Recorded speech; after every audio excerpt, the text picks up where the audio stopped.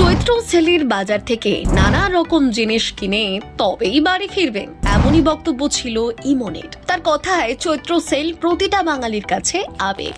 যদিও সবার সামনে মাস্ক পরেই ছিলেন তিনি সেলিব্রিটি, তাতে কি চৈত্র সেলের কেনাকাটা সে তো সবার জন্য।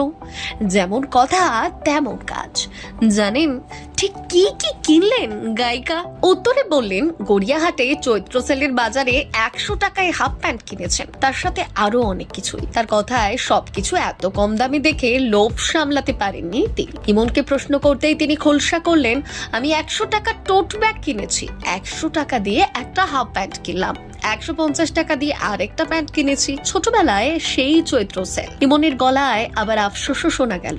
তিনি আরো বললেন, আমার কিছু শার্ট কেনার ইচ্ছে ছিল, কিন্তু সেগুলো খুঁজে পাইনি, এর জন্য আমাকে আবার একদিন যেতে হবে ওখানে। তবে পরিবারের সকলের জন্য যে জমিয়ে শপিং করেছেন সেটা বোঝাই গেল ইমনের কথায়। বাবার জন্য একটা ফতুয়া কিনেছি আর নীলাঞ্জনের জন্য একটা পাঞ্জাবি কিনেছি। বাংলা ছবির দুনিয়ার সঙ্গে যুক্ত অনেকেই ঘড়ি, জুতো বা ব্যাগ নামি ব্র্যান্ডের না হলে ব্যবহার করেন না। সেখানে জাতীয় পুরস্কার বাংলায় এনেছেন এমন একজন গায়িকা গড়িয়াহাটে জনসাধারণের মধ্যে মিশে গিয়ে যেভাবে জমিয়ে বাজার করলেন, তাতে অনেক ভালো ভালো মন্তব্য করেছেন অনুরাগীরা। ব্যুরো রিপোর্ট, সিনে চক্র।